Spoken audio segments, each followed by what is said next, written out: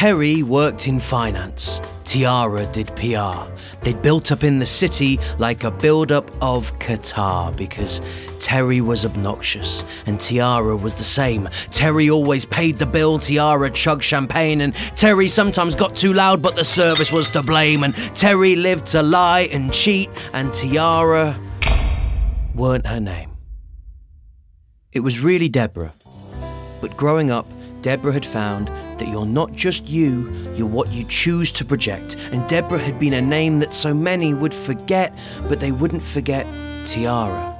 With a man on her arm, a handbag from Prada, the leggings, the lashes, the shoes, the car, or enough gold to weigh down the Spanish Armada. And Terry was perfect.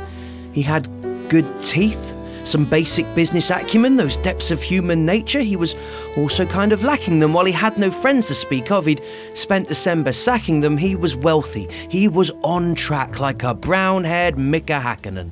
And so Terry and Tiara made pretty good partners. The city's elite, living life in the rafters, winning it all, held high in regard as they spent and earned and laughed and networked really, really hard. And so one night, on their chaise longue cut from rich, exquisite leather, Tiara said to Terry, "We could still do so much better." And they felt it, a connection. They knew how best to get things, so Terry, drunk on sherry, knelt down and popped the question. Tiara, of course, said yes and ordered invites for the wedding, along with huge gift brochures with some really meaty headings. On the day of the wedding, the reception seemed vast, like the party in Carlito's Way had been recast. A little less cocaine, a little more sea bass. It was actually pretty cool if you believed all the feedback, and so Terry and Tiara set off on a honeymoon. Took photos on beaches, and after a month they flew back to their cottage complete with a stunning view to deal with the gifts guests had brought them to rummage through.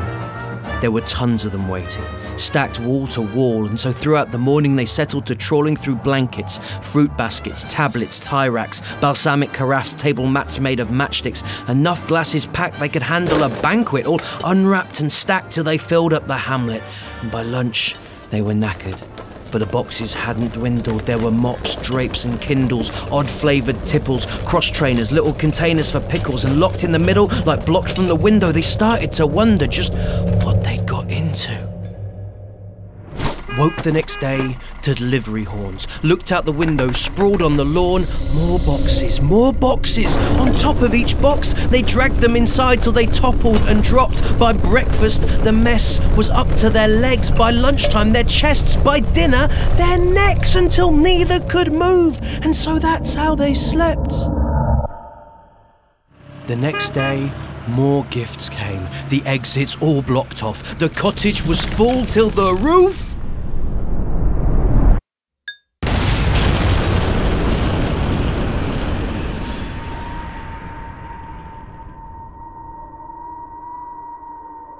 So Terry and Tiara were held and held fast, all blocked up and stodged up and stuffed with their crap.